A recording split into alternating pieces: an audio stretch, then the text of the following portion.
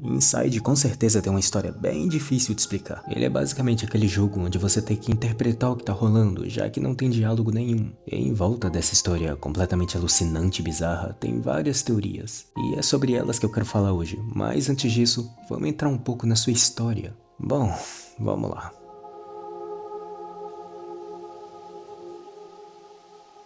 Essa história basicamente segue o rumo desse garoto. Ele não tem um nome específico e sério, isso não vai fazer a menor diferença na história. Depois que ele desce dos penhascos, onde ele estava numa espécie de esconderijo, ele entra numa jornada bem complicada numa espécie de floresta cinzenta. De acordo com o tempo que ele tá rodando ali dentro, dá pra notar que esse lugar é bem desconfortável. Até que, depois de um tempo, esse garoto vê um caminhão lotado de seres humanos. Parece que eles foram capturados por uma organização ou pelo governo, mas em qualquer caso, esse garoto decide se misturar no meio daquelas pessoas. Mas não demora muito até eles perceberem que tem alguma coisa errada e começar a perseguir o garoto. E era bem óbvio que essa organização não estava nem aí pro bem-estar dele, só queria pará-lo a todo custo, usando dardos tranquilizantes e os cachorros em volta. Até que, depois de um tempo fugindo, esse garoto sai da floresta e chega numa fazenda. E como vocês estão vendo, parece que o governo já devastou aquele lugar completamente. Ali dentro do celeiro, esse garoto dá de cara com um dispositivo brilhante, bem parecido com um capacete. E bom, por que não tentar usar, né?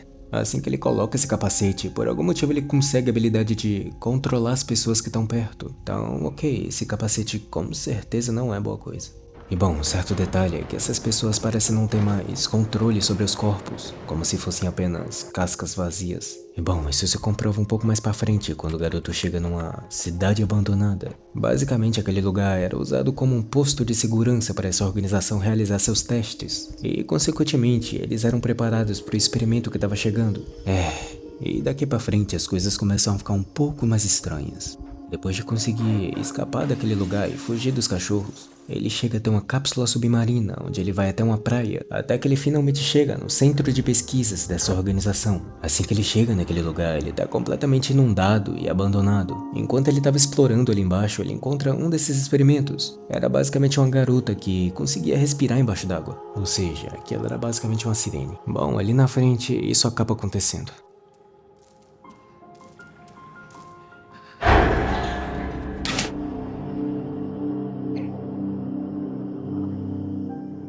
A sirene, que carrega o garoto lá pra baixo, implanta meio que um dispositivo brilhante nele, que por algum motivo consegue ressuscitar esse garoto. Mas esse nem é o mais surpreendente, basicamente depois disso, ele consegue a habilidade de respirar embaixo d'água. E de quebra tem a habilidade de controlar outras pessoas sem precisar do capacete. E é sério, nesse momento eu não tava entendendo mais nada. Depois de atravessar a área abandonada do laboratório, ele vai encontrando bem mais sinais de experimentos humanos por ali. Até que ele chega numa parte onde tem vários cientistas reunidos, observando alguma coisa em torno de um aquário. E claramente ele vai entrar lá. Lá dentro ele dá de cara com isso. Uma massa de corpos humanos misturada uma na outra. Que porra é essa? Tá, basicamente o objetivo deve ser libertar essa coisa aí. Bom, depois que o garoto tira os cabos que tava preso nesse bicho, isso acontece. Bom, depois que esse bicho engole o garoto, ele ativa uma consciência e começa a simplesmente fugir daquele lugar. E como eu venho falando o tempo todo, isso é uma cena bem desconfortável.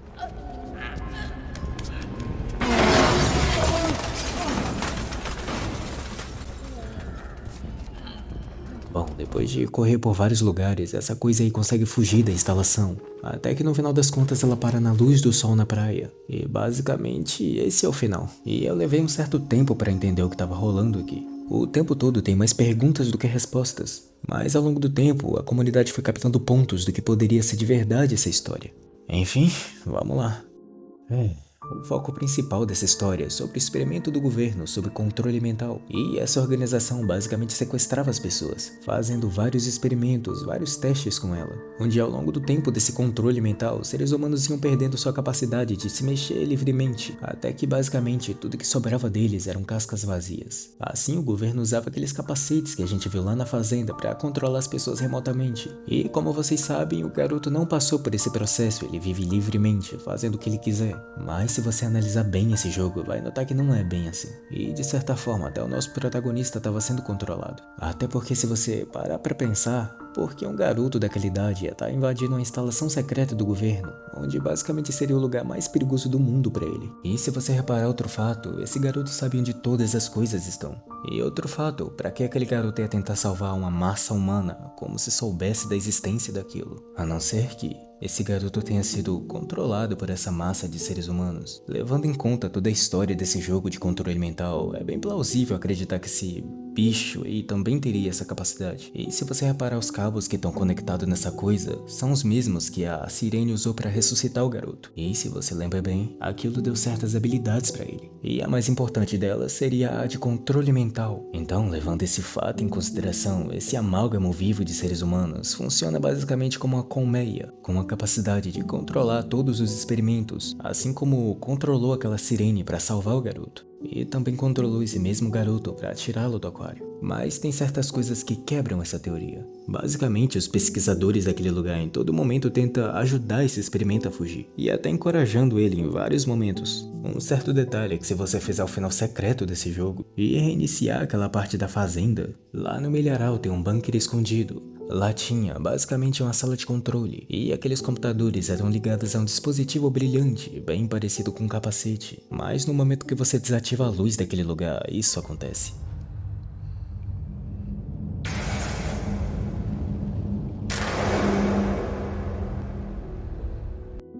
O garoto simplesmente cai no chão igual aqueles experimentos. Então aqui vai um certo ponto.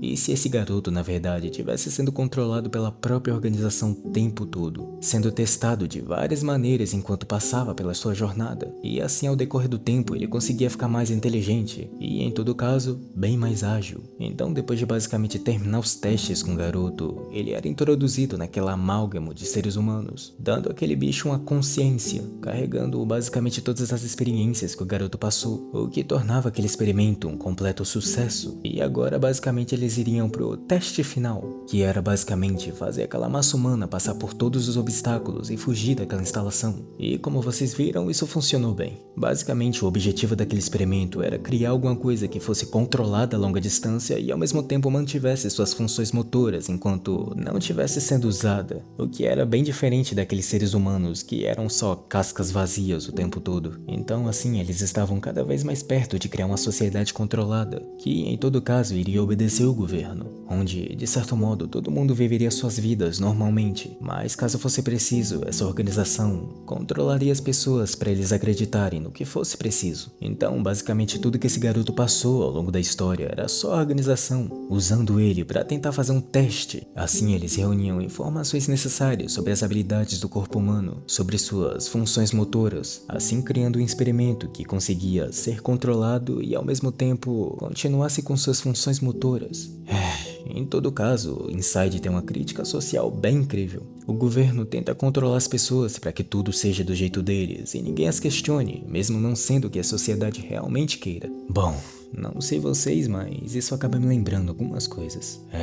Inside com certeza é um jogo e tanto. Foi um tempo para desvendar essa história, mas eu confesso que eu me diverti muito. E até a próxima.